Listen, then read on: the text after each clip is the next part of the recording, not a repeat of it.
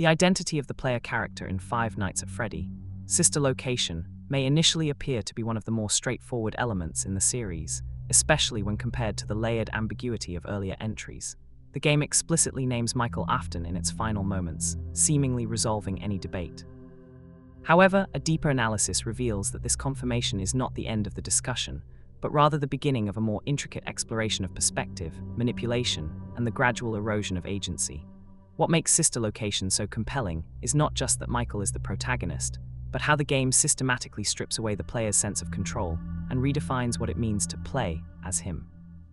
From the opening sequence, the game establishes a tone that is markedly different from previous entries.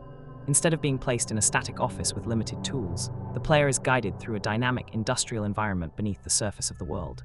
This facility, tied directly to William Afton, is not merely a workplace but a constructed system of containment, experimentation, and control. The presence of Hand Unit as a guide reinforces this idea. Its calm, instructional voice gives the illusion of structure and safety, presenting each task as manageable and routine. Yet, almost immediately, inconsistencies begin to emerge.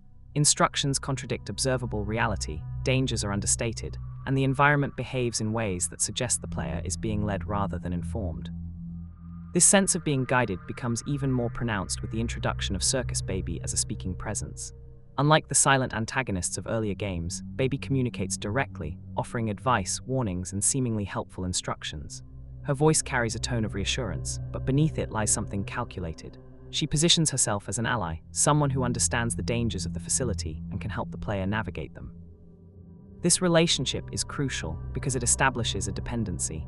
The player begins to trust Baby, to rely on her guidance in situations where the official system, represented by Hand Unit, fails or misleads. At this stage, the question of Michael Afton's identity becomes more nuanced. If the player is Michael, then these interactions are not just gameplay mechanics, but narrative exchanges that reveal his role within the larger story. Michael is not simply an employee. He is someone with a personal connection to the facility and its creator. His presence there is motivated by a directive from his father, suggesting a mission that goes beyond routine work.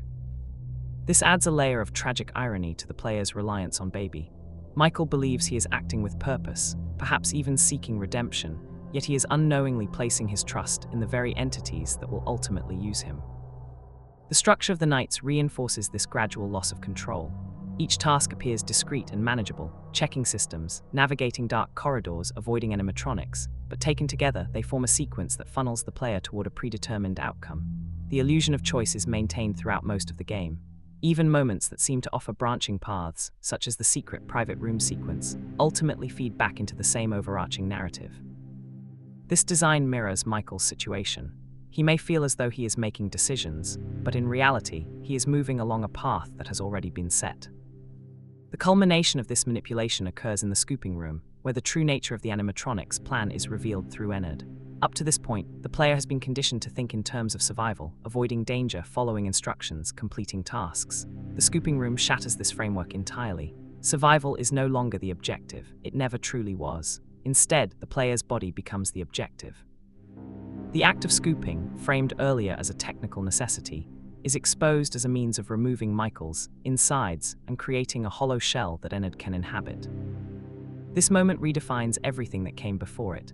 The guidance from Baby, the misleading instructions from Hand Unit, the structure of the tasks, all of it was part of a coordinated effort to bring Michael to this point. The player, identifying with Michael, experiences a profound inversion of agency. The skills and decisions that seem to ensure survival have instead ensured capture. This is one of the most significant narrative shifts in the series, because it transforms the player from an active participant into a tool within the story. Yet the narrative does not end with Michael's death. In fact, it is precisely here that his identity becomes even more complex. After Ennard uses his body to escape, Michael continues to exist, despite being physically hollowed out. His decaying form, animated by an unknown force, suggests that he is now something beyond human. This outcome raises important questions about the nature of life and consciousness within the world of Five Nights at Freddy's. Michael's survival is not presented as a triumph, but as a continuation of suffering. He is trapped in a state that reflects both his father's experiments and his own past actions. This is where the connection to earlier events, particularly those depicted in Five Nights at Freddy's 4, becomes especially significant.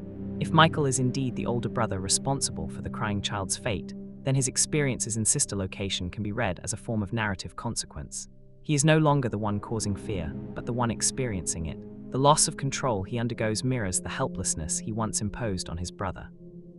In this sense, the game functions not just as a continuation of the story, but as a form of thematic retribution. Alternative interpretations do exist, but they tend to focus less on the identity of the player and more on the reliability of the narrative itself.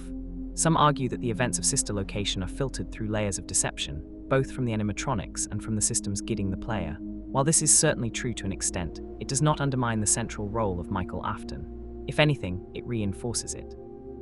The deception works precisely because Michael is vulnerable to it, because of his connection to the facility, his trust in his father's directive, and his willingness to proceed despite the mounting evidence that something is wrong.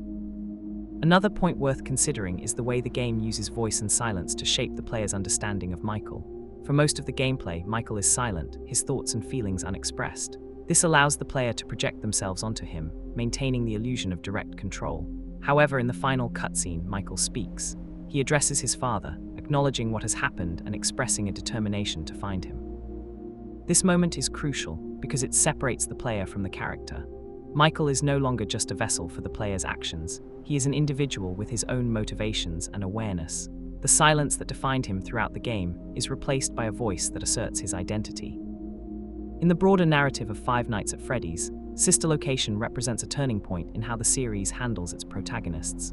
Michael Afton is not just a placeholder for the player, but a fully realized character whose experiences carry forward into future events. The game uses its structure, mechanics, and narrative twists to explore what it means to inhabit that character, to share in his loss of control, and to witness the consequences of his actions. Ultimately, the most compelling interpretation is not simply that Michael Afton is the player, but that sister location is designed to make the player feel what it is like to be him. The gradual erosion of agency, the manipulation by seemingly trustworthy guides, and the final revelation of his role as a vessel all serve to align the player's experience with Michael's reality. It is a game that does not just tell a story about identity, but actively immerses the player in its transformation, leaving them with a deeper understanding of both the character and the world he inhabits.